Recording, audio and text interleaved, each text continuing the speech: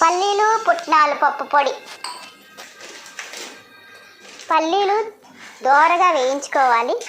బాగా వేగిన పల్లీలు పక్కన పెట్టుకున్న తర్వాత కొద్దిగా నూనె వేసుకొని దాంట్లో మినప్పప్పు, ఎండుమిర్చి, కరివేపాకు వేసి దోరగా వేయించుకొని మిక్సీ తీసుకొని మిక్సీ జార్ చేసుకోవాలి. మిక్సీ వేసుకుని ఆ కారంలో ఒక గ్లాసు పుట్నాల పప్పు మెత్తగా పొడి చేసుకున్న తర్వాత తగినంత ఉప్పు వేసుకొని